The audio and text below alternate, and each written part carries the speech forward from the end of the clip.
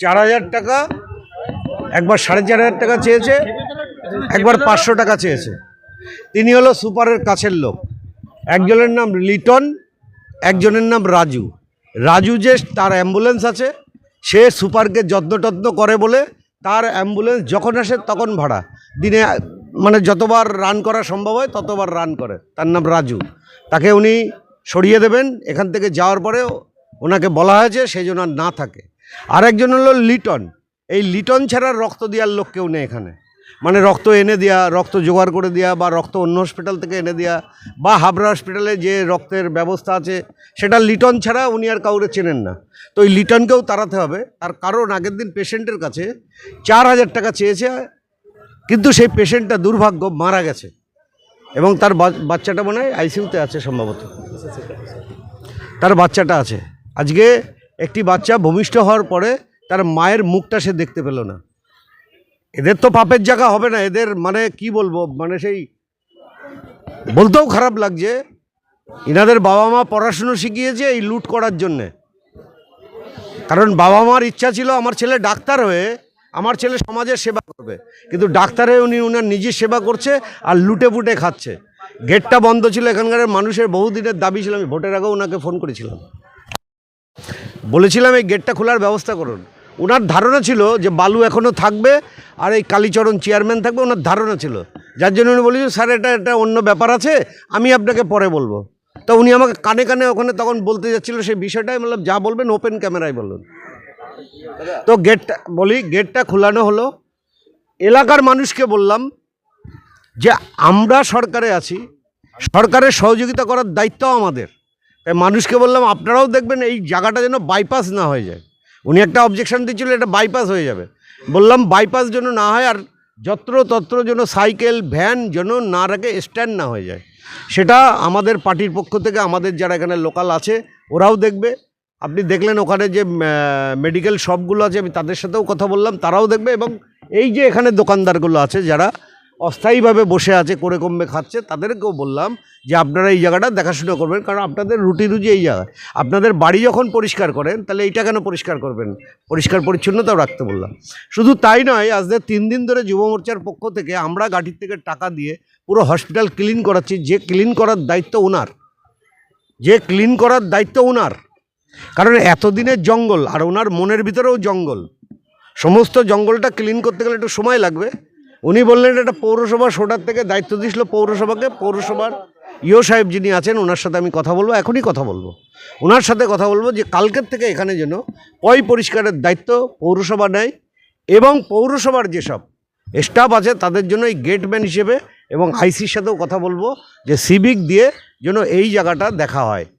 হসপিটালের যে সিকিউরিটিগুলো আছে, তত্র গাড়ি রাখা, ময়লা আবর্জনা ফেলা, সেগুলো যেন দেখা, আমি কথা বলবো। দ্বিতীয় হলো এখানে যে সুলভ শৌচাগার আছে যেগুলো হসপিটালের ভেতরে আছে সেগুলো বন্ধ আছে। উনি বন্ধ করে রেখেছে, বা কেন বন্ধ করে, ওনার ধ্যান তো এইদিকে ছিল না। ওনার ধ্যান ছিল আগে গিয়ে আপনার মেডিকেল শপে বসবে, প্রাইভেট উনি চেম্বার করবে, উনি প্রাইভেট ফোড়া ফাটাবে অন্য নার্সিংহোমে, ওই সব কাজ ছিল ওনার। ওনাকে বলেছি ওনার যে ডিউটিটা আছে উনি ঠিকমতো ডিউটিটা করবে। কারণ ওনার মাথার থেকে বললাম তৃণমূল শব্দটা সরিয়ে ফেলে দিন। আর 20-30 বছরে অন্য কোনো দলের আর এখানে গল্প নেই, এটা সরিয়ে রাখতে বললাম। কারণ উনি নিশ্চিত শিক্ষিত মানুষ, উনি এই কাজটা করবেন, ওনার দায়িত্বটা উনি পালন করবেন। আর আয়াদের যে বিষয়টা আছে সেই আয়াদের বিষয়টা ওনাকে দেখতে হবে, কারণ উনি হসপিটালের সুপার, ওনাকেই দেখতে হবে যতক্ষণ উনি এই চেয়ারে আছেন। আমি জানি না উনি বাইরে থাকবে না জেলে থাকবে, যার দুর্নীতি ওনার শুনলাম। হয়তো মুখে অনেকে বললো এভিডেন্স দরকার আছে, তো উনি বাইরে থাকবে না ভেতরে থাকবে সেটা আমি জানি না, সেটা আলাদা পার্ট, সেটা সরকারের পার্ট, সেটা তদন্তের পার্ট, সেটা পরের বিষয়, আইনগত বিষয়। কিন্তু আমি ওনাকে বললাম এই যে এখানে শৌচালয়গুলো আছে সেগুলোকে তার ব্যবস্থা করতে হবে, এবং যাতে ব্যবহারযোগ্য হয়, এবং যেসব পেশেন্ট পার্টি এখানে থাকে সেই পেশেন্ট পার্টির যে থাকার ব্যবস্থা আমরা পরিষ্কার করে দিয়েছি। যেটা পরিষ্কার করার কথা ওনাদের সেটা আমরা করে দিয়েছি। ঠিক আছে, আমরা মানবিক কাজ করি সবসময়, কারণ মোদিজি আমাদের শিখিয়েছে সেবা করার। আর আপনারা দেখছেন দিনরাত 24 ঘন্টা আমাদের সিএম শুভেন্দু অধিকারী কাজ করছে। তো অতএব কাজ নিয়ে আমাদের শেখাতে হবে না, আমরা জানি যে সেবা কাকে বলে। তো ওনাকে বললাম এই কাজগুলো করা এবং পেশেন্ট পার্টির জন্য কোনো ডিস্টার্ব না হয় আর কোনো মদমাতালের উৎপাদ না হয়, সেটা আমি প্রশাসনকে বলবো। এক্ষুনি আমি যাবো আইসির কাছে, প্রশাসনকেও বলবো এইগুলো ওনাদেরকে দেখতে হবে। দেখুন, ছুটি দেওয়ার মালিক আমি না, উনি রেখেছেন, উনি ছুটি দিয়েছেন। এই দুজন এমপ্লয় যিনি ভার্বালি রেখেছেন, যারা কেউ সরকারি কর্মচারী নয়, যারা অস্থায়ী কর্মচারী, ওনার প্যাটেন্ট, তা উনি ছুটি দিয়েছে, আমি দিইনি। আপনি ছুটি দিয়েছেন তো এই দুজনকে? আপনি ভাই 1 মিনিট, আপনি ছুটি দিয়েছেন তো দুজনকে, লিটন আর রাজু, তারা এখানে আর আসবে না তো? হ্যাঁ,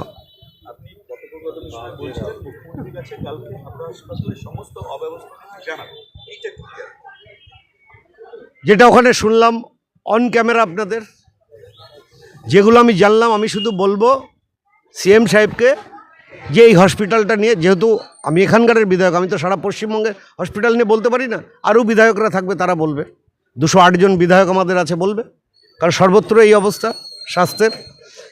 আমি এই হসপিটালটাকে তদন্ত করতে বলবো, সে সিট গঠন করে হোক আর যেভাবেই হোক তদন্ত করতে বলবো, এবং এই দুর্নীতি হয়েছে সেগুলো আমি বলবো। আপনারা দেখবেন, টিভিতে দেখবেন আমি কি বলি। আমি তো সেটাই বলছি, এখানে কোনো কিছুতে বেডেও ছাড় নেই, রক্তেও ছাড় নেই। রক্তের একটা বিষয় আছে যেখান থেকে এনারা কমিশন পান, এটা মানুষের কথা, আমার একার কথা। হাসপাতালের দায়িত্বে সেই জায়গায় দাঁড়িয়ে দুটো হসপিটাল খুব কঠিন, এত পেশেন্ট, সেই জায়গায় দাঁড়িয়ে বাইরে যে চেম্বারগুলো আছে সেই চেম্বারগুলো প্রথম নাম তার থাকছে কার্ডিওলজি হিসেবে, তাহলে সামলাচ্ছেটা কোনটা? বাইরের অ্যাকচুয়ালি আমি বলি, ইনি হলো স্পাইডারম্যান, সব রকম চালানোর ক্ষমতা ওনার তখন ছিল, কারণ ওনার মাথার ওপরে চালচোরের হাত ছিল, যার জন্য উনি স্পাইডারম্যান হয়ে গেছিলেন।